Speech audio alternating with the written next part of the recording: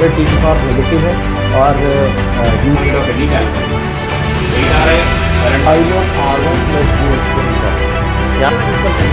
कितने लोग बोलेंगे यहाँ पर हूलर लगाएंगे और हूलर लगा देंगे।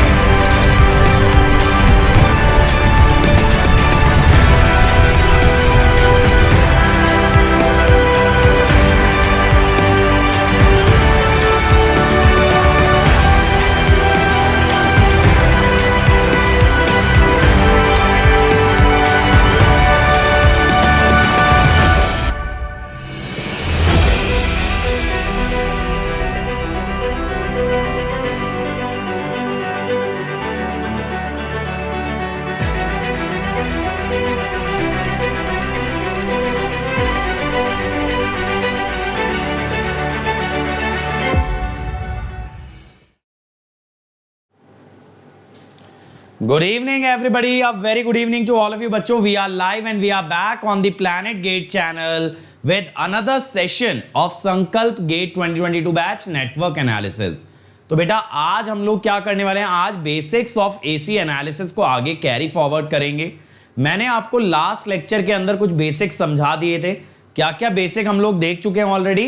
वी हैव सीन कि किस तरीके से इंपीडेंस डिफाइंड है, ठीक है. इसके अलावा हम लोग ये देख चुके हैं कि कैसे आप रिएक्टेंस को डिफाइन करते हो, क्यों साइनोसोइडल फंक्शन ही यूज होते हैं, किस टाइप से फोरियर ट्रांसफॉर्म का यूज होता है in case of AC analysis. तो आज आगे कंटिन्यू करेंगे वहीं से और आपको और बेहतरीन तरीके के कॉन्सेप्ट हम देने वाले हैं एसी एनालिसिस में. तो चलो यार, let me start by introducing myself for those of you who are meeting me for the first time. My dear students, my name is Ankit Goyal. I got AIR1 twice in GATE in 2014 and 2018. I was awarded President of India Gold Medal in the year 2013 when I graduated from IIT Indore. Till date, I have trained more than 1 lakh students in the online and the offline classes, and presently, I am working as a director at an academy for GATE department. अब ये सब बातें तो आप लोग भली भांति जानते हो मेरे बारे में, लेकिन अगर ये जानते हो तो बेटा एक बात और जानते हो कि हम और हमारी टीम बच्चों के लिए सबसे ज्यादा मेहनत करते हैं. डेली बेसिस पे इतना हार्ड वर्क करते हैं एक एक बच्चे की सफलता के लिए कि हमारे बच्चे एग्जाम के अंदर फिर मचा के आते हैं. और इस चीज के लिए हमारे फ्री इनिशिएटिव लगातार आते हैं, नए से नए इनिशिएटिव आते हैं. और सिर्फ यूट्यूब पे नहीं आते, ये और कहां पे आते हैं, they also come on the Unacademy learning app. तो अनअकैडमी लर्निंग ऐप अगर आप डाउनलोड करोगे तो कोई भी फ्री इनिशिएटिव एक्सेस कर सकते हो, जैसे कि free classes, free test series, free combat.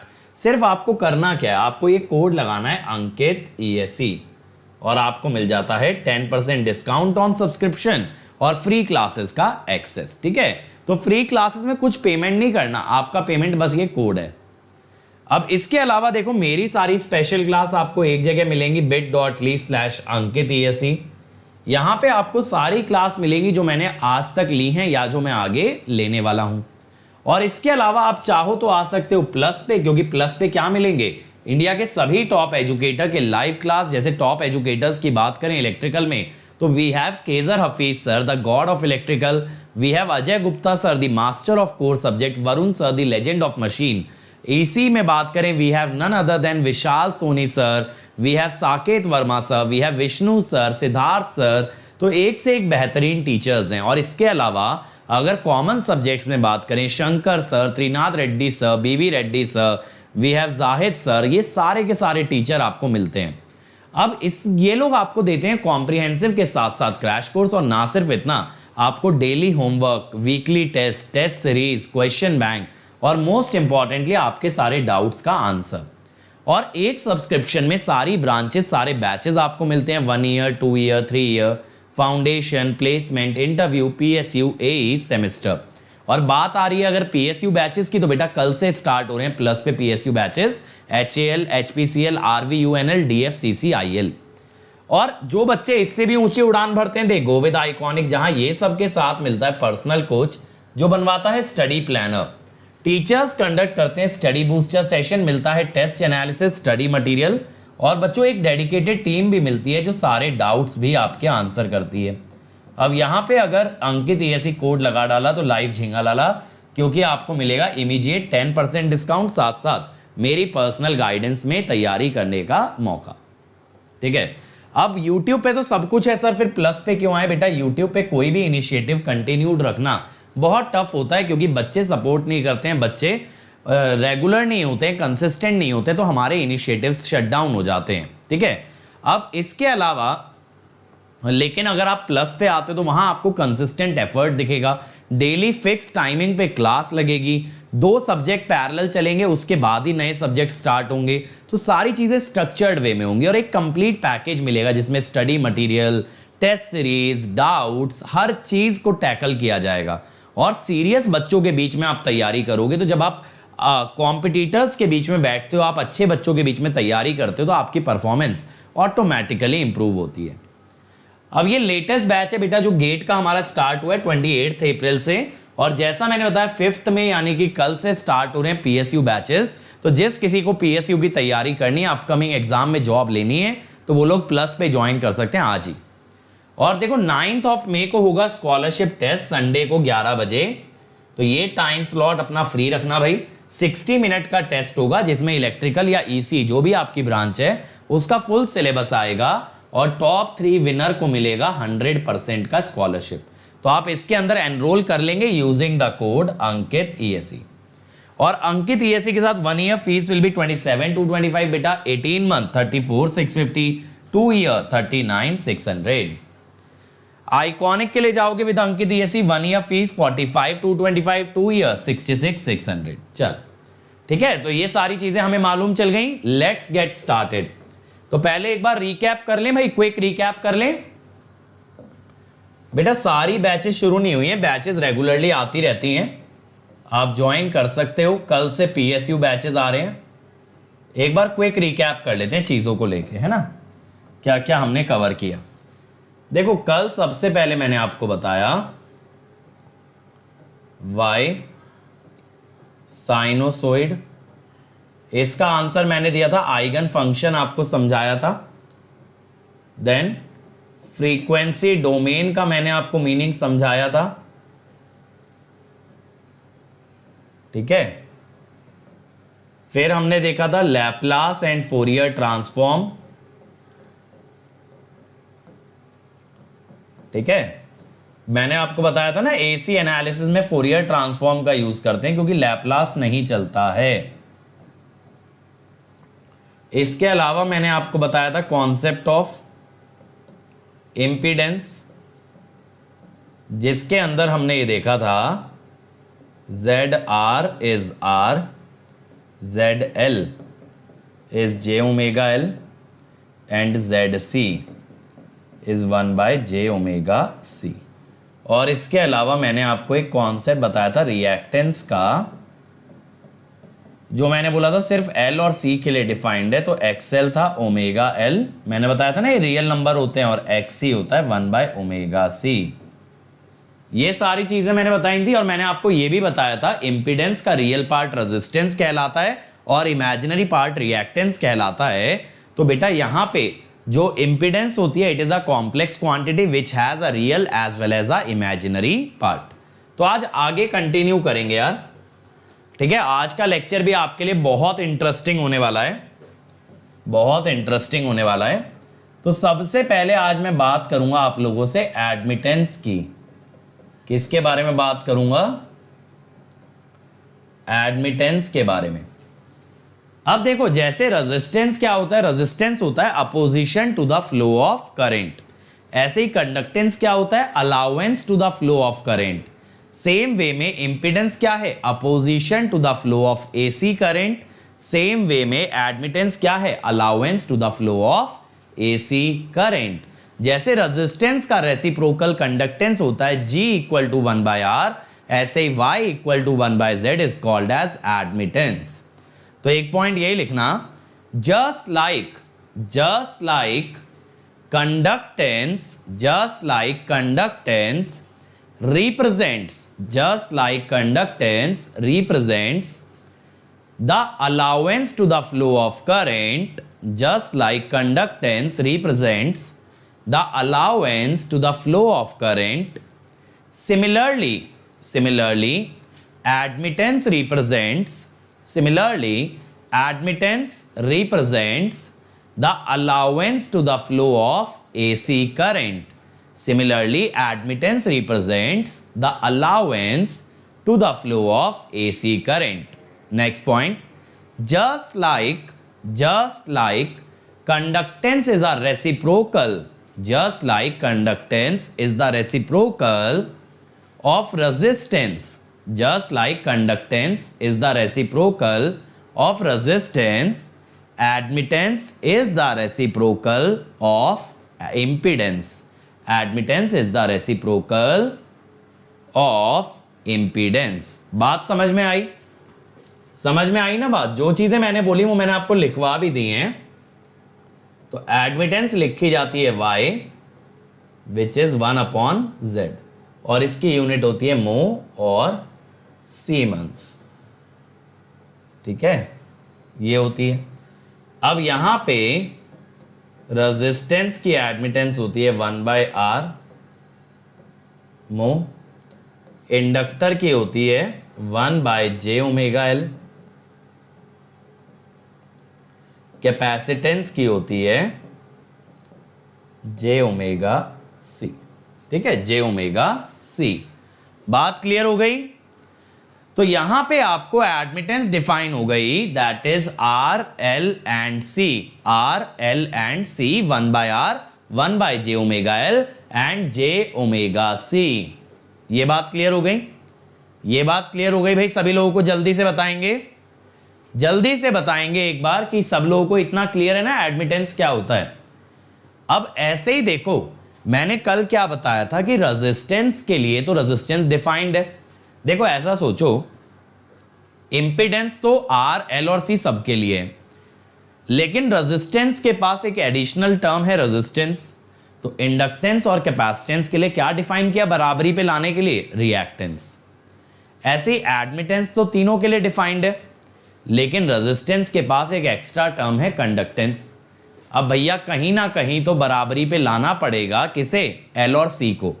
इसीलिए दूसरी टर्म डिफाइन करते हैं ससेप्टेंस।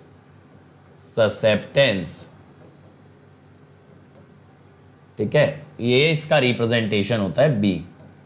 तो इसमें लिखो जरा, इसमें लिखना, just like conductance is defined for resistance, just like conductance is defined for resistance, susceptance is defined for inductance and capacitance। तो जैसे देखो, आप ये कहते हो ना कि कंडक्टेंस जो होता है ना G, वो क्या होता है? 1/r होता है। ठीक है, ऐसे ही ससेप्टेंस जो होता है B, दैट इज 1/x। तो यहां पे अगर इंडक्टर के लिए B लिखा जाए तो 1/ω_L। ठीक है, कैपेसिटर के लिए लिखा जाए तो ω_C। अगेन बात समझने वाली यहां पे ये है कि susceptance and conductance are real numbers, whereas admittance is a complex number। ठीक है, admittance is a complex quantity कह दो।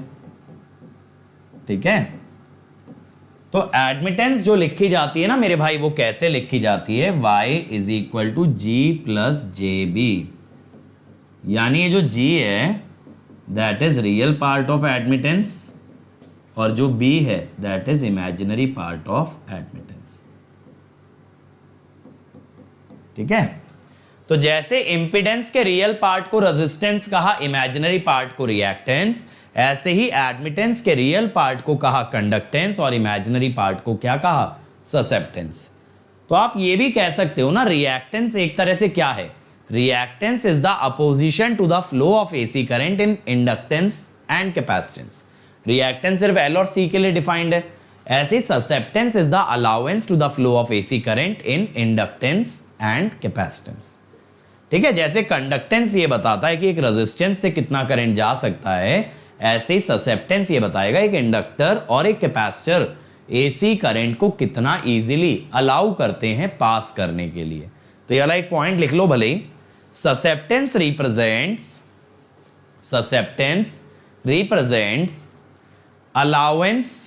allowance to the flow of AC current. Susceptance represents allowance to the flow of AC current by inductor and capacitor. By inductor and capacitor. समझ में आया ना, इसकी भी यूनिट सीमेंस ही होगी, मो कह दो या सीमेंस। अब देखो यार, थोड़ा बहुत बेसिक आइडिया ना आपको कॉम्प्लेक्स नंबर्स का भी होना चाहिए। अब आपकी लाइफ में आ चुके हैं कॉम्प्लेक्स नंबर, तो लाइफ होने वाली है कॉम्प्लेक्स, तो कुछ बेसिक चीजें बता ही देते हैं, है ना, क्या शर्माना। मुझे भी पता है तुम लोग भूल चुके हो, ठीक है, और तुम्हें भी पता है कि तुम लोग भूल चुके हो, दोनों ही लोग जानते हैं। ठीक है, चल अब कॉम्प्लेक्स नंबर्स क्या होते हैं, आप लोग ये तो याद ही होगा, x प्लस आयोटा वाई। यहां ना आयोटा को j से रिप्लेस लिखा जाता है, क्यों, क्योंकि I represents current in a electrical network. तो यहां पे मेरे भाई कुछ बेसिक प्रिंसिपल होते हैं। एक तो क्या होता है, z को लिख सकते हैं मॉड z एंगल थीटा या mod z e to the power j theta. इसे हम क्या कहते हैं, पोलर फॉर्म। क्या कहते हैं, पोलर फॉर्म। ठीक है, ये दोनों रिप्रेजेंटेशन एक ही हैं, एंगल थीटा कहना या e की पावर j थीटा कहना बात बराबर है।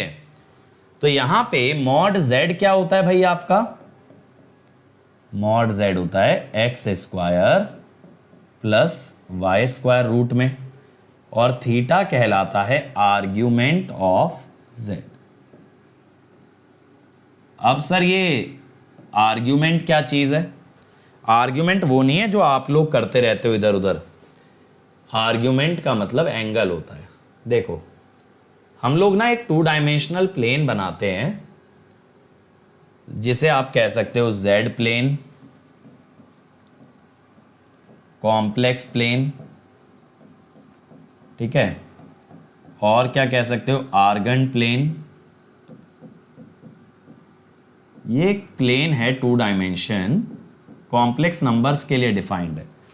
इसकी रियल एक्सिस होती है x, इमेजिनरी एक्सिस होती है y।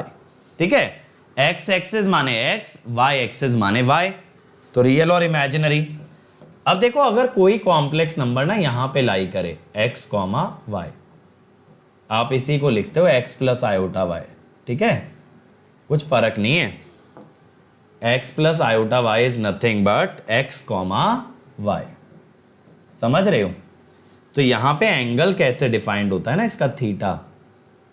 देखो जरा, ये होता है थीटा, एक सिंपल सी बात है, ये है y, ये है x, तो थीटा क्या हो गया, tan inverse y by x। Easy है ना, फर्स्ट क्वाड्रेंट में तो इजी है। अब आप ये कैसे पहचानोगे कि सर कोई कॉम्प्लेक्स नंबर फर्स्ट क्वाड्रेंट में है? पहचान का एक ही तरीका है कि इसका रियल पार्ट भी पॉजिटिव और इमेजिनरी पार्ट भी पॉजिटिव। अगर रियल और इमेजिनरी देखो दोनों पार्ट पॉजिटिव हो जाते हैं, तभी कोई कॉम्प्लेक्स नंबर फर्स्ट क्वाड्रेंट में लाई करता है और उसका एंगल डायरेक्टली आप निकाल सकते हो tan inverse y by x से। अब देखो सेकंड क्वाड्रेंट के अंदर रियल पार्ट नेगेटिव होता है, इमेजिनरी पार्ट पॉजिटिव होता है सेकंड क्वाड्रेंट में। अब देखो मान लो आपने यहां पे कोई नंबर ले लिया x, y, फिर से, तो इसका जो एंगल लिया जाएगा ना मेरे भाई, इसका एंगल यहां से लिया जाएगा। ये मत सोचना ये थीटा x है, ये चीज जान लेना, ये लेंथ x है। तो इसका जो एंगल लिया जाता है वो यहां से लिया जाता है और इसको बोल दो थीटा 2। थीटा 2 जो होता है ना वो ऐसे होता है 180 माइनस थीटा। अब ये जो लेंथ है इसको आप बोल दो मॉड y और मॉड x। मैं मॉड y और मॉड x क्यों यूज कर रहा हूं? क्योंकि ये लेंथ है। देखो x और y नंबर्स हैं, x और y कोऑर्डिनेट्स हैं। कोऑर्डिनेट पॉजिटिव भी हो सकते हैं, नेगेटिव भी हो सकते हैं, लेकिन लेंथ कभी नेगेटिव नहीं हो सकती। तो मैं यहां पे लेंथ रिप्रेजेंट कर रहा हूं, इसीलिए किससे दिखा रहा हूं? मॉड x और मॉड y। तो यहां पे आपका जो थीटा 2 आता है ना बेटा, वो 180 माइनस थीटा आता है और थीटा आप लिख सकते हो tan inverse mod y by x। tan inverse mod y by x। ये बात क्लियर है? ये बात क्लियर है भाई? tan inverse 180 minus tan inverse mod y by x। ठीक है, अब यहां पे देखो थर्ड क्वाड्रेंट माने x भी नेगेटिव और y भी नेगेटिव। नहीं बेटा, संकल्प बैच का जो नेटवर्क है वो कंप्यूटर साइंस के लिए भी वैलिड है। ठीक, अब आप ऐसा ले लो। अब यहां पे जो है ना इसका थीटा 3 ऐसे डिफाइंड होता है। अब एंगल जब कभी क्लॉकवाइज लिया जाता है ना बंधु, जब एंगल कभी क्लॉकवाइज लिया जाता है तो हमेशा ये बात पे ध्यान देना कि नेगेटिव लेते हैं। तो यहां थीटा 3 जो आता है ना वो माइनस 180 माइनस tan इनवर्स। ये समझ गए ना मैं mod y bye mod x क्यों कर रहा हूं? क्योंकि ये नंबर नेगेटिव पॉजिटिव कुछ भी हो, मेरे को इनके मैग्नीट्यूड से मतलब है एंगल निकालते हुए। तो minus 180 plus tan inverse mod y by x। ठीक है, minus 180 plus tan inverse mod y by x। अब ये देखो, ये एक हो गया x, y। फोर्थ क्वाड्रेंट की खासियत x ग्रेटर देन 0 और y लेस देन 0। तो इसका जो एंगल होता है दैट इज थीटा 4। सिंपल सा है theta 4। Theta 4 is minus tan inverse mod y by x। ठीक है, मॉड y माइनस क्यों लिया? माइनस इसलिए लिया क्योंकि ये जो एंगल है दिस इज क्लॉकवाइज। ये जो एंगल है दिस इज क्लॉकवाइज। समझ आया? किसी भी कॉम्प्लेक्स नंबर के एंगल्स कैसे लिए जाते हैं तो मैं आपको फिर से बता देता हूं, एक बार समराइज करा देता हूं। First quadrant tan inverse y by x, mod भी लगा सकते हो, कोई फर्क नहीं पड़ता। सेकंड क्वाड्रेंट, और क्वाड्रेंट पहचानना तो सीख गए हो ना भाई, 180 minus tan inverse y by x का mod. Third quadrant minus 180 plus tan inverse mod y by x। और fourth quadrant minus tan inverse mod y by x। चमक गया बढ़िया तरीके से। अब इसके बाद देखो अगला जो टॉप पॉइंट आपको पता होना चाहिए कॉम्प्लेक्स नंबर में, उसे हम कहते हैं यूलर्स थ्योरम। सर ये यूलर्स थ्योरम क्या होती है? देखना,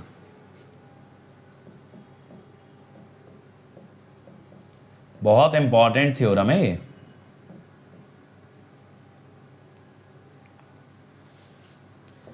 सबसे पहली चीज आप समझोगे, यूलर्स थ्योरम के अंदर अगर एक कॉम्प्लेक्स नंबर है r e⁻j थीटा, r क्या है? मैग्नीट्यूड है, जो ही मैंने लिखवाया था ना, root X square plus Y square Pythagoras से। थीटा क्या है? Argument. What is theta? Theta is argument. ठीक,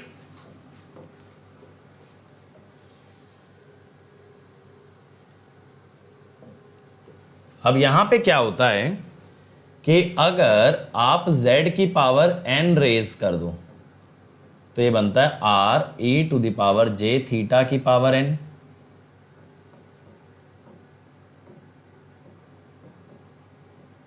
यानी कि magnitude is raised to power n।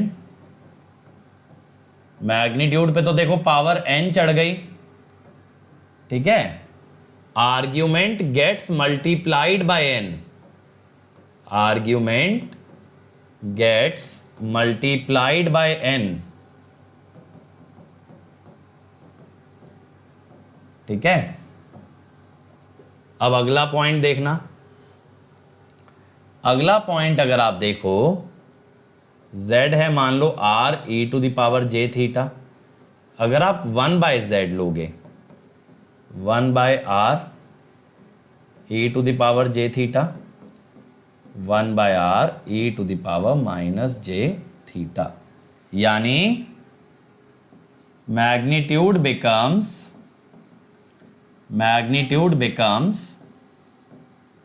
Reciprocal and angle becomes negative. आप पावर n वाले से भी तो कर सकते थे, n को -1 रख लेते। आप n को -1 रख लेते, पावर n वाले से भी कर सकते थे, ठीक है। अगले पे चलते हैं। बेटा जो आर्ग्यूमेंट होता है ना किसी कॉम्प्लेक्स नंबर का, स्टैंडर्ड वैल्यू -180 से 180 होती है, 270 पे नहीं लेते, ठीक है। अब इसके बाद अगला, मान लो z1 है r1 e to the power j theta 1 और z2 है r2 e to the power j theta 2। तो z1 z2 क्या होगा? r1 r2, तो ये होता है, ठीक है। Magnitude multiplied and angles added. अब देखो मैंने आपको ये तो समझा दिया है बेसिकली कि किसी भी कॉम्प्लेक्स नंबर को कैसे रेक्टेंगुलर फॉर्म से पोलर फॉर्म लेके जाते हैं। और अगला ऑपरेशन आप क्या कर सकते हो भाई, z1/z2 r1 e to the power j theta 1 by r2 e to the power j theta 2। तो ये जो बनेगा ना, e की पावर a बाई e की पावर b, एक्सपोनेंशियल में पावर सब्ट्रैक्ट हो जाती हैं, ठीक है। यानी magnitude divided and angles subtracted, ठीक है। ये हो गया, ये भी हमें चमक गया भाई, यूलर्स थ्योरम का अगला पार्ट भी, ठीक है। तो बेटा यहां पे सारी चीजें हमें क्लियर हो जाती हैं, कैसे कॉम्प्लेक्स नंबर्स को रेक्टेंगुलर से पोलर लेके जाना है, कैसे उन्हें ऐड करना है, कैसे मल्टीप्लाई करना है, कैसे डिवाइड करना है। ऐड करने में तो देखो बहुत इजी है, आप उसे रेक्टेंगुलर फॉर्म के अंदर रखो, रियल में रियल पार्ट ऐड करो और इमेजिनरी में इमेजिनरी पार्ट ऐड करो। जैसे माने x1 प्लस jy1, ठीक है। एकदम बेसिक से चल रहा है भाई, जल्दी बताओ, इससे बेसिक हो सकता है क्या नेटवर्क? तुम लोगों को वो बातें तक करा रहे हैं जो कि तुम्हारे को 11th-12th में पढ़ लेनी चाहिए थी। ये होता है, ठीक है। रियल में रियल पार्ट ऐड होता है और इमेजिनरी में इमेजिनरी पार्ट ऐड होता है। ये बात क्लियर हो गई? ये बात क्लियर हो गई, ठीक है। चलो अब करते हैं आगे की बात।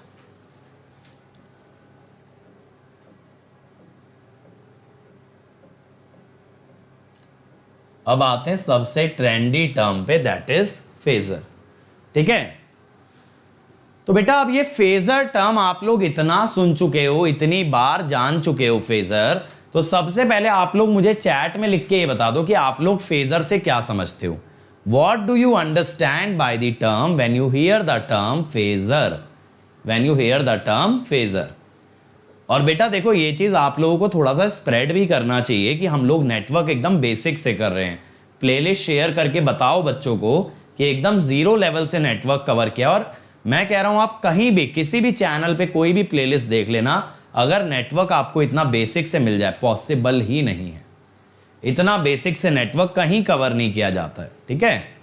तो मैं मान के ही नहीं चल रहा हूं कि आप 11th 12th में कुछ भी पढ़े हो, उस लेवल से जा रहे हैं। करो चलो इसको, फेजर क्या होता है बताओ।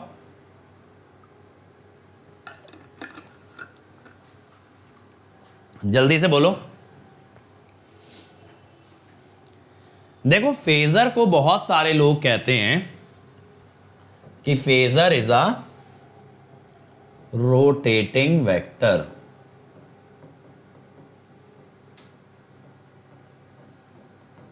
रोटेटिंग वेक्टर, ठीक है। अब देखो रोटेटिंग वेक्टर का ये जो परिभाषा है, just give me a minute.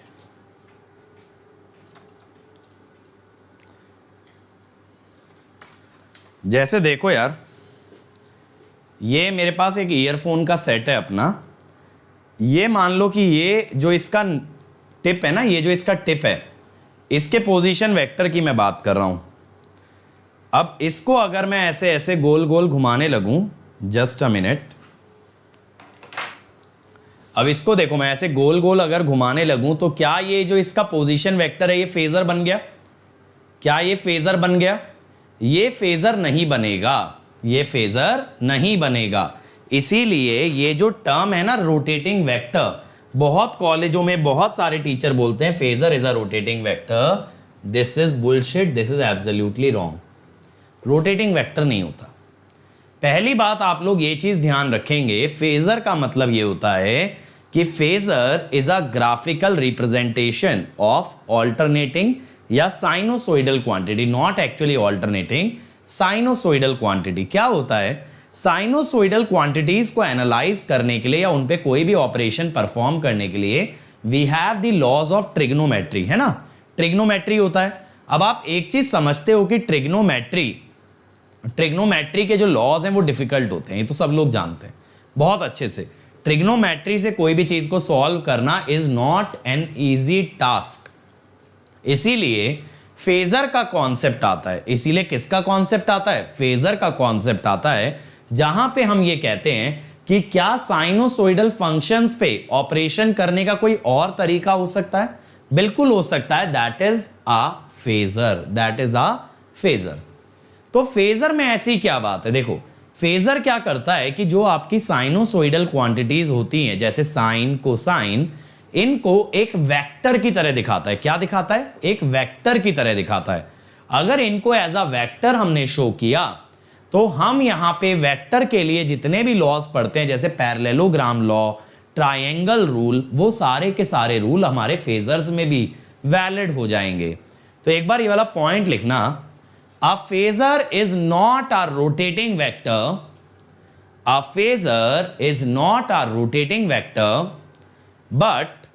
but it is vector representation, but it is vector representation of sinusoidal, vector representation of sinusoidal signal in order to simplify the algebraic, in order to simplify the algebraic operation, in order to simplify the algebraic operation on sinusoidal quantities, in order to simplify the algebraic operation on sinusoidal quantity। ठीक है। Next point, when sinusoidal quantities are represented as phasor, when sinusoidal quantities are represented as phasor, then the laws of vector algebra are applicable to such quantities, are applicable to such quantities. अब देखो यहां पे हम क्या कहते हैं, जैसे मान लो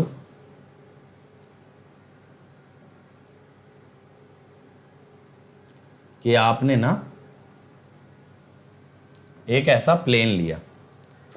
अब अगर आप बेटा इसके अंदर कोई वेक्टर ड्रॉ करते हो, ये आपका कोई वेक्टर है, सपोज इसका मैग्नीट्यूड है r at an angle theta, तो इसका रियल पार्ट कितना आएगा, या x कंपोनेंट, ये तो आप वेक्टर से जानते होगे ना, r cos थीटा, नहीं तो ट्रिग्नोमेट्री से कर लो, हाइपोटेनस पता है तो बेस क्या होता है, base upon hypotenuse is cos, ठीक है। और यहां पे इसका वर्टिकल कंपोनेंट कितना होगा, परपेंडिकुलर निकलता है साइन से, r sin थीटा, ठीक है, r sin थीटा। तो इसीलिए देखो, अगर आप एक चीज ध्यान दो, किसी भी वेक्टर के x और y कंपोनेंट, किसी भी वेक्टर के x और y कंपोनेंट साइनोसोइडल होते हैं। इसी लॉजिक से हम ये कह देते हैं कि किसी भी साइनोसोइडल क्वांटिटी को we can represent as a vector. तो ये वाला एक बार डायग्राम ड्रॉ करना, एक बार ये डायग्राम ड्रॉ करो। अब इसके अंदर एक पॉइंट लिखो डायग्राम ड्रॉ करने के बाद, since the x and y component, since the x and y component of a vector, since the x and y component of a vector are sinusoidal, we design phasors where sinusoidal quantity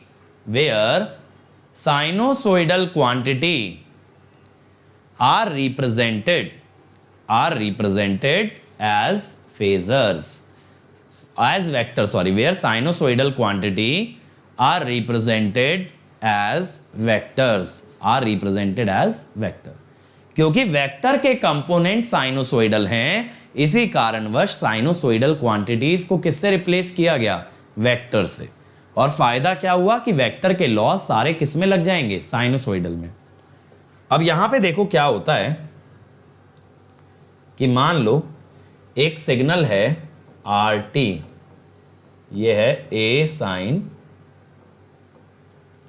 omega t plus theta, क्या है, A sign omega t plus theta.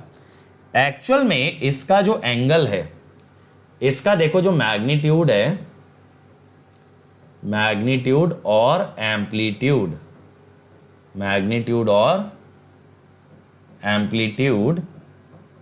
That is your A, और जो इसका angle है ना, that is omega t plus theta. Now ये जो angle है, this angle varies with time. सही बात है ना, समझ रहे हो मेरी बात। ये जो एंगल है बेटा, ये टाइम के साथ वेरी कर रहा है। हम क्या कह सकते हैं, as T increases angle increases. अब एंगल इंक्रीज होने का क्या मतलब है, एंगल इंक्रीज होने का क्या मतलब है कि एंगल किस डायरेक्शन में बढ़ता है, it increases in the anti clockwise direction. तो एंगल जब बढ़ेगा तो उसका मतलब है ये वेक्टर किस तरफ जाएगा, एंटी क्लॉकवाइज डायरेक्शन में।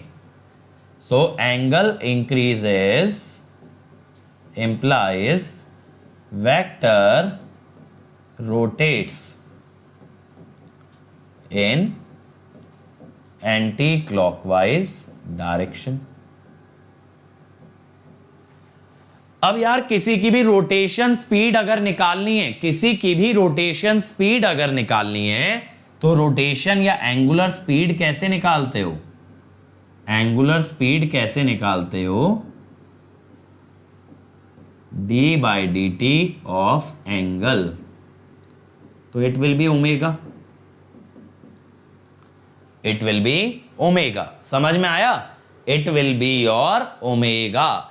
इसका मतलब ये हुआ जब एक साइनोसोइडल क्वांटिटी को आप एज अ फेजर रिप्रेजेंट करते हैं तो दैट फेजर और a vector rotates in the anti clockwise direction and it rotates at a speed of omega. ठीक है, तो हम ये लिखते हैं when a sinusoidal quantity, when a sinusoidal quantity is represented as vector,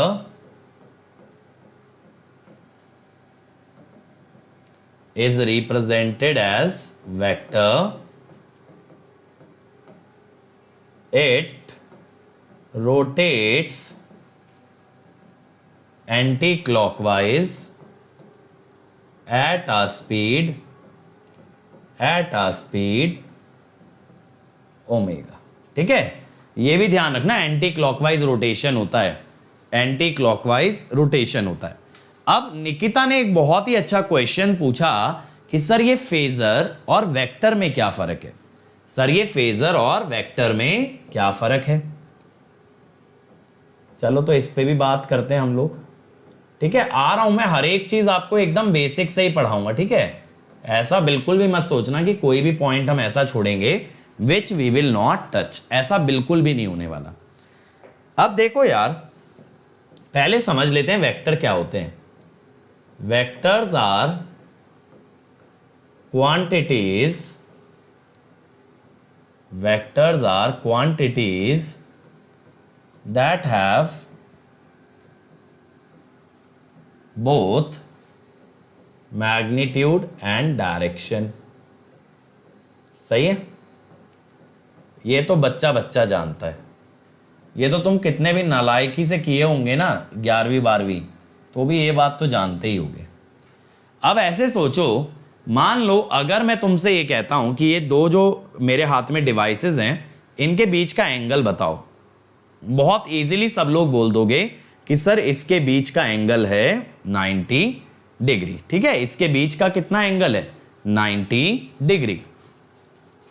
ठीक है भाई, तो अगर हम किसी वेक्टर की बात करते हैं ना, आर वेक्टर, तो इसका ये जो एंगल थीटा होता है, इट कैन बी ऑब्जर्व्ड, या ये कह दो इट इज ऑब्जर्वेबल। ठीक है, इसको ऑब्जर्व किया जा सकता है, देखा जा सकता है रियल लाइफ के अंदर, कोई बुराई नहीं है। अब बेटा देखो, अगर मैं बात करूं आपसे, जैसे कि क्या एग्जाम्पल है, हमारे पास कोई इलेक्ट्रिकल डिवाइस है, कोई इलेक्ट्रिकल डिवाइस, जैसे चलो जैसे देखो मेरे पास ये दो टीवी के रिमोट हैं। ठीक है, देखो मेरे पास मान लो ये दो टीवी के रिमोट हैं। अब अगर ये रिमोट सपोज एक इलेक्ट्रिकल डिवाइस ही है, सपोज ध्यान से समझना, ये इलेक्ट्रिकल डिवाइस ही है, सपोज ये एसी सिग्नल देती है, मान लो इसका आउटकम में ना एसी सिग्नल आता है। अगर एसी सिग्नल आउटकम में आया, मैं कहता हूं ये रिमोट देख के मुझे बताओ जो ये सिग्नल प्रोड्यूस कर रहा है उसका फेज कितना है, बता पाओगे? अगर हमारा रिमोट एक एसी सिग्नल पैदा कर रहा है तो उसका फेज कितना है? या चलो एक और आपको ज्यादा रेलिवेंट एग्जांपल देते हैं। अभी आप जहां से भी ये वीडियो देख रहे हो, आपके पास कहीं ना कहीं कोई ना कोई इलेक्ट्रिकल सॉकेट होगा। मैं कहता हूं उस सॉकेट को देख के ये बताओ उसके अंदर जो मेरी साइनोसोइडल वोल्टेज आ रही है उसका फेज क्या है, उसका फेज क्या है? तो क्या आप बता पाओगे? उसमें उंगली डाल दोगे झटका लग जाएगा, लेकिन एंगल नहीं मालूम चलेगा। उसके अंदर जो एसी प्रोपोगेट हो रही है वायर के अंदर, you will never ever get to know the phase of that AC signal. तो बात ये होती है, in phasors the angle used is phase of AC signal is phase of AC signal which can never be observed by naked eye. सही है? ये मत समझना नेकेड आई का मतलब है बिना चश्मे के, कि चश्मा लगा लेंगे तो दिख जाएगा, लेकिन फेजर में नहीं दिखेगा। अब ये जो एंगल्स होते हैं ना, देखो जो साइनोसोइडल क्वांटिटी के अंदर जो एंगल होते हैं उन्हें हम कहते हैं इलेक्ट्रिकल एंगल। जो इलेक्ट्रिकल क्वांटिटीज के अंदर एंगल हो, sign omega t plus theta, यहां थीटा कहलाएगा इलेक्ट्रिकल एंगल। और जो एंगल आप अपने चारों तरफ देख सकते हो, they are said to be mechanical angle. तो ये वाला भी एक पॉइंट लिख लो, ये वाला भी एक पॉइंट लिखना। The angles inside electrical quantities, the angles inside electrical quantities, or the angles representing the phase of sinusoidal electrical quantity. पहले लिखो the angles inside a sinusoidal quantity or the angles representing the phase of sinusoidal electrical quantity are called as electrical angle, and they can never be observed.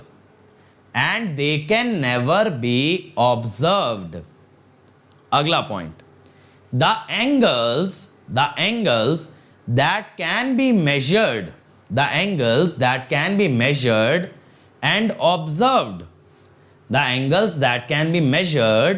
and observed, around us are called as mechanical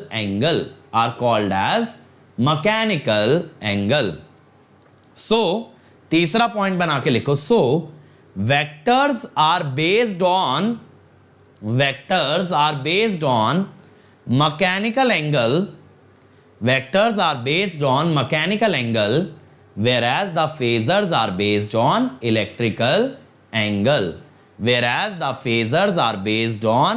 electrical angle. ठीक है? तो ये वाला point देखो, आपको mind में nail down कर लेना, याद रहना चाहिए, इसको ड्रिल कर लो बेटा, बिल्कुल दिमाग की गहरी जड़ों तक बैठा लेना है। Phasor is not a vector, phasor is vector representation of a sinusoidal signal. तो ये वाला पॉइंट भी लिख लो। So phasors are not vectors, but vector representation of sinusoidal signal. Phasors are not vectors but vector representation of sinusoidal signals. चमका भाई? अब चमक गया भाई सब लोगों को फेजर और वेक्टर। अब हम आ जाते हैं कि फेजर को कैसे रिप्रेजेंट करते हैं। ठीक है, फेजर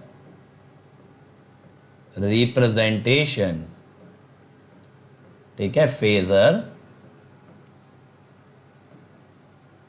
रिप्रेजेंटेशन। अब देखो यहां पे क्या होता है कि अब मान लो एक सिग्नल है c t, a sine omega t plus five. ठीक है, a sine omega t plus five. अब यहां पे जब आप फेजर की तरह इसको शो करते हैं,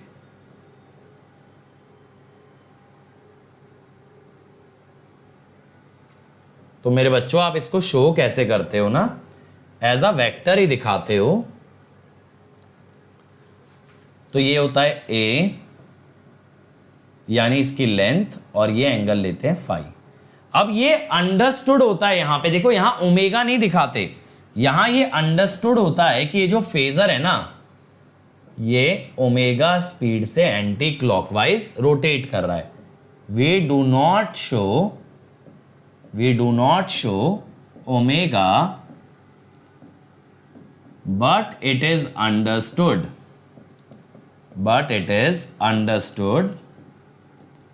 that phasor rotates anti-clockwise at a speed omega. ठीक है, ये बात क्लियर हो गई कि ओमेगा स्पीड से ये एंटी क्लॉकवाइज घूमेगा। अब लेकिन देखो यहां पे ना एक ऑल्टरनेट रिप्रेजेंटेशन भी होता है, एन ऑल्टरनेट रिप्रेजेंटेशन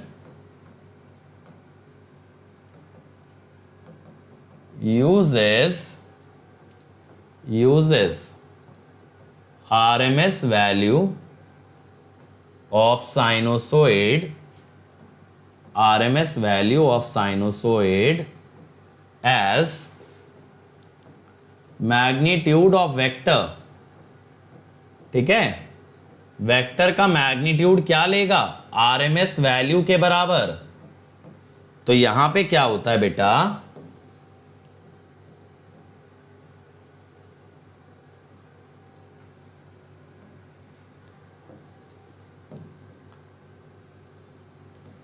कि जो है ना यहां पे a की जगह a/√2 लेते हैं at an angle theta. a/√2 at an angle theta नहीं, सॉरी फाई था ना।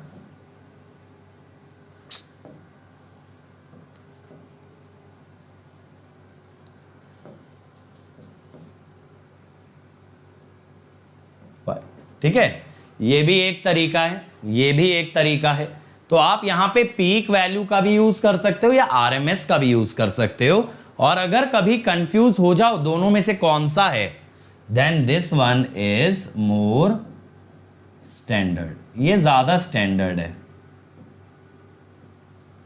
ठीक, अब अगली चीज, एक चीज समझना मेरी बात, जब कभी फेजर पे वेक्टर लॉज लगाए जाएंगे तो अगर आप दो फेजर्स को ऐड या सब्ट्रैक्ट करते हो बंधु, तो उनका ओमेगा सेम होना चाहिए। क्यों ओमेगा सेम होना चाहिए? देखो, अगर मान लो ये दो फेजर हैं, अगर ये साथ में घूमेंगे तो इनके बीच का एंगल सेम रहेगा, तो इनको ऐड कर सकता हूं। एक तेज घूमेगा, एक धीरे घूमेगा, तो इनका एंगल बढ़ता जाएगा। ऐसा सोचो, फेजर का जो ओमेगा है वो उतनी स्पीड से भाग रहा है, फेजर कितनी स्पीड से दौड़ रहा है, दैट इज ओमेगा। अगर दो फेजर अलग अलग स्पीड से दौड़ेंगे तो उनका सेपरेशन बढ़ता जाएगा। इसीलिए आपको क्या चाहिए कि दोनों सेम स्पीड से दौड़ें ताकि उनका सेपरेशन बराबर मेंटेन रहे। तो अगला पॉइंट ये लगाना, for the laws of vector algebra to apply to phasors, for the laws of vector algebra to apply to phasors, the two phasors must have same omega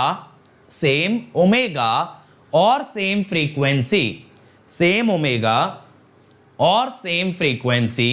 so that angle between the two phasors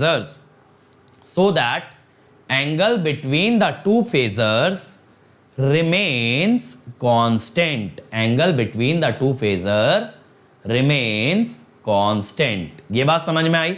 अब आगे कभी कोई भी पूछे ना same frequency क्यों चाहिए होती है, तो आप बोलना अन्यथा फेजर ना ऐड हो सकते ना सब्ट्रैक्ट। अगर दो फेजर का एंगल ही बदलता रहेगा तो मैं कैसे उन्हें ऐड करूंगा, कैसे मैं उनको सब्ट्रैक्ट करूंगा। इसीलिए ये बहुत ज्यादा जरूरी है कि दो फेजर्स हमेशा आपके सेम फ्रीक्वेंसी के हों in order to get added और सब्ट्रैक्टेड। अगला पॉइंट लिखना, in order to represent two sinusoidal quantity,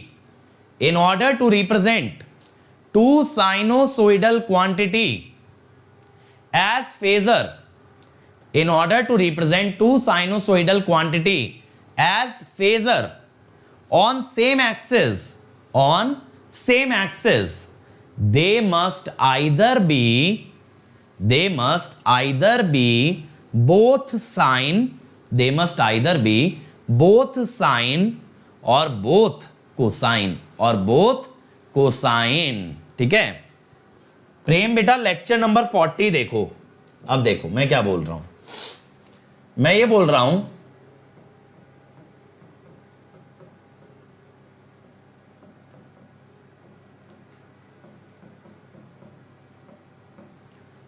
और x2t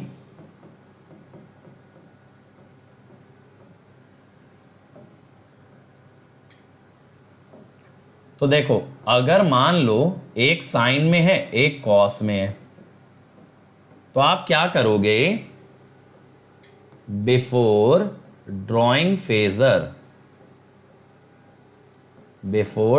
फेजर या तो दोनों को साइन बना लो या दोनों को कोसाइन बना लो। Convert both to either sine और कोसाइन, देखो मैं पर्सनली प्रेफर करता हूं भाई साइन, मैं पर्सनली क्या प्रेफर करता हूं, साइन। तो मैं कहता हूं x2t is tan sine 90 plus theta. आप कहोगे सर साइन 90 माइनस थीटा क्यों नहीं किया, आपने साइन 90 प्लस थीटा क्यों किया, 90 माइनस थीटा क्यों नहीं। अगर आप इसमें 90 माइनस थीटा करते तो ओमेगा टी के आगे माइनस आ जाता। अगर ओमेगा बताता है एंटी क्लॉकवाइज रोटेशन, तो माइनस ओमेगा क्या बताएगा, क्लॉकवाइज रोटेशन। और वो हम नहीं कह सकते, phasors must always rotate in the anti clockwise direction. तो किसी भी हालत में आपको ओमेगा टी को नेगेटिव नहीं करना, ऐसी गलती बिल्कुल नहीं करेंगे। ठीक है, मैं यहां लिख भी देता हूं, do not use sine 90 minus theta, else omega t becomes negative, which is not allowed,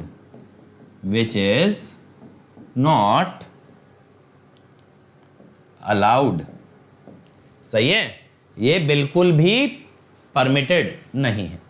ठीक है, समझ आया इतना बात। तो देखो अब आपका x2t क्या हो गया, ये हो गया tan साइन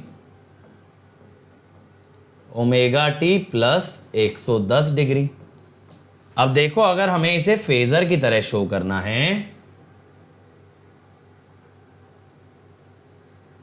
ये जो एक्स एक्सिस होते हैं ना, इसको रेफरेंस भी कहते हैं। इसको क्या कहते हैं, रेफरेंस। तो एक फेजर 30 डिग्री पे है, इसकी आपने हाइट लिख ली 5/√2। दूसरा 110 डिग्री पे है,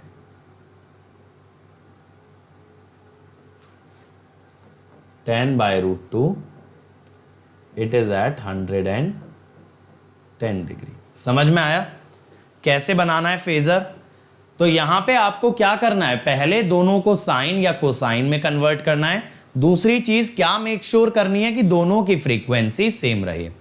तो नेसेसरी कंडीशन क्या हुई,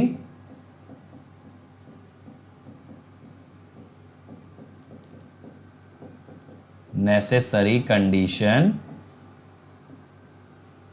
first same frequency, second both either sine और कोसाइन।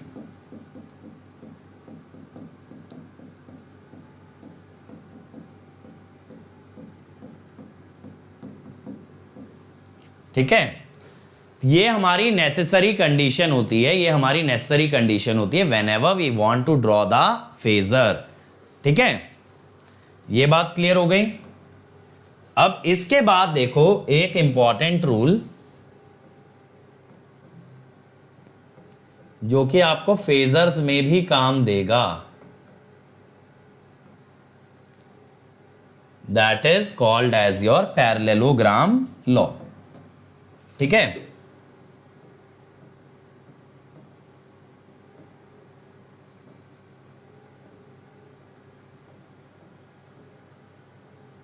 Parallelogram law. अब मान लो बेटा दो वेक्टर्स हैं, r1 vector and r2 vector, they are at angle theta. तो अगर आपको इनके सम का मैग्नीट्यूड निकालना है तो सम का मैग्नीट्यूड होता है r1 स्क्वायर, r1 r2 क्या है मैग्नीट्यूड है, plus 2r1 r2 cos theta, और ये पूरी टर्म रूट में। ऐसे ही अगर आपको इनके डिफरेंस का निकालना है r1 माइनस r2, तो ये होता है r1 square plus r2 square. देखो एंगल में आपको पैरेललोग्राम लॉ लगाने की जरूरत नहीं पड़ेगी, बट मैग्नीट्यूड में आप बिल्कुल लगा सकते हो। ठीक है, मैग्नीट्यूड में आप बिल्कुल लगा सकते हैं। ये बात क्लियर हो गई? ये बात क्लियर हो गई भाई? इतनी बात समझ में आई? अब बात यह आती है, एक लास्ट टर्म मैं आपको समझा देता हूं, leading and lagging. Power factor की बात नहीं कर रहा हूं, इन जनरल ये जो टर्म्स हैं। ठीक है, तो यहां पे क्या होता है, one phasor is said to lead other phasor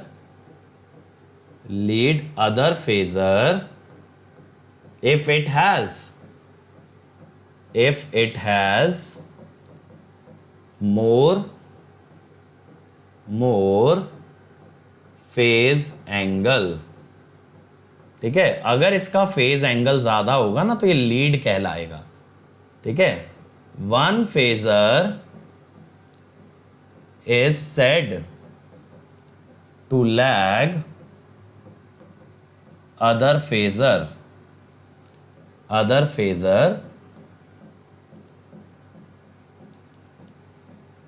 if it has lower phase angle।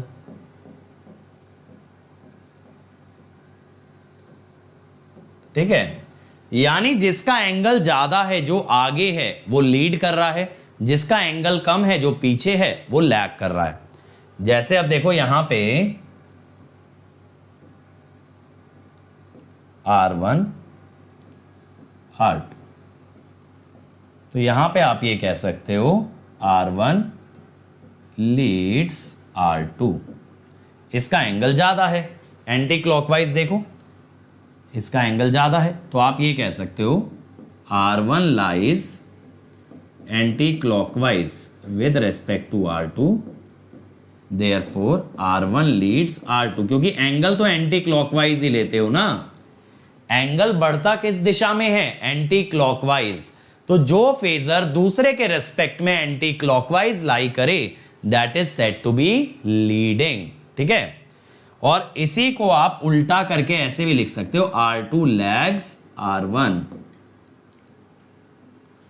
तो ये क्लॉकवाइज लाई कर रहा है, ऐसे समझ लो। R1 आगे है ये कह दो या R2 पीछे है, बात तो बराबर ही है ना। अगर दो लोग रेस लगा रहे हैं तो एक आगे है तो दूसरा पीछे है ऑटोमेटिकली। आप यहां पे ये वाला पॉइंट लिखो, if one phasor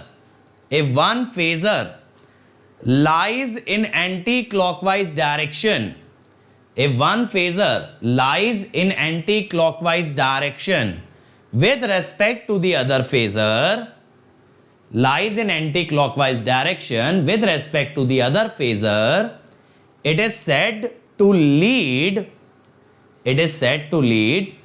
whereas if it lies in clockwise direction,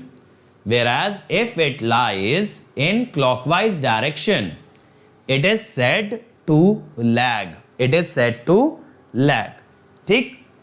बात चमक गई भाई यहां तक। अब देखो ये मैं आपको होमवर्क के लिए दे रहा हूं क्वेश्चन, ये आपका होमवर्क है, ठीक है। ये क्वेश्चन बनाना है, 2 क्वेश्चन दे रहा हूं होमवर्क के तौर पे, और एक ये। अब आप कॉम्प्लेक्स नंबर से खेलना स्टार्ट कर दो भाई। ये 2 क्वेश्चन आपके लिए होमवर्क है, तो आप वीडियो को प्लेबैक करके ये होमवर्क नोट डाउन कर लोगे अपनी कॉपी में, और कल आप ये दोनों क्वेश्चन सॉल्व करके लाओगे। बट कल लाने से पहले आप इस वीडियो के कमेंट सेक्शन में मुझे इन दोनों क्वेश्चंस का आंसर दोगे। एक में इंपीडेंस पूछा है और एक में एडमिटेंस पूछा गया है, ठीक है। चल तो फिर आज का लेक्चर भाई यहीं तक रखेंगे। कल मैं आपको फेजर ड्रॉ करना सिखाऊंगा डिफरेंट एलिमेंट और डिफरेंट सर्किट्स के लिए, ठीक है। अभी तक बस मैंने आपको बेसिक ही बताया है। तो देखो मेरी स्पेशल क्लासेस का लिंक आपको इस लिंक पे मिल जाता है, यहां जाना, अपकमिंग स्पेशल क्लास में जाओगे ना, मेरी सारी स्पेशल क्लास मिल जाएंगी। अभी मैं 7:30 बजे पावर सिस्टम के क्वेश्चन कराने वाला हूं, तो आ जाना, ठीक है। अब देखो अगर आपको स्कॉलरशिप चाहिए बेटा, तो 9 मई को स्कॉलरशिप टेस्ट होने वाला है, 60 मिनट का होगा। इसमें इलेक्ट्रिकल का कंप्लीट बेसिक आएगा, सारे सब्जेक्टों का बेसिक पूछा जाएगा, और यहां टॉप 3 विनर्स को मिलेगा 100% स्कॉलरशिप।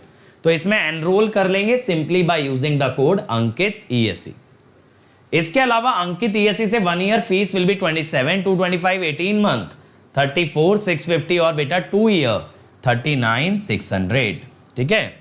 Iconic 1 year 45,225, 2 year 66,600।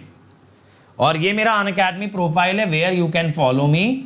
बाकी आप मुझसे अगर चैट करना चाहते हो तो यहां पे चैट भी कर सकते हो। कोई डाउट है तो tinyurl.com/askdout। इसके अलावा सब्सक्रिप्शन रिलेटेड कोई क्वेरी है तो 7089047561। और ये मेरा टेलीग्राम चैनल है, जहां सभी लेक्चर का लिंक आपको प्रोवाइडेड होता है, और क्रिएट्रिक्स चैनल के नोट्स भी आपको यहां पे मिलते हैं, ठीक है। So thank you everyone. Please do like, share, subscribe to this channel and leave a comment in below the video कि आपके आज के questions का आंसर क्या आ रहा है। Thank you everybody.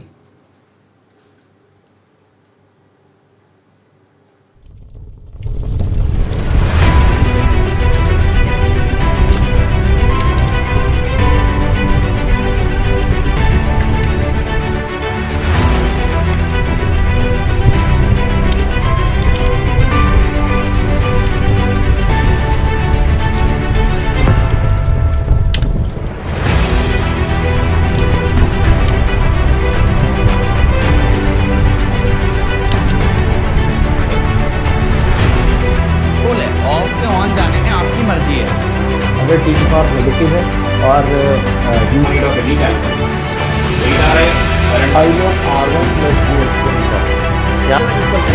कितने लोग बोलेंगे तो यहाँ पर लगा देंगे।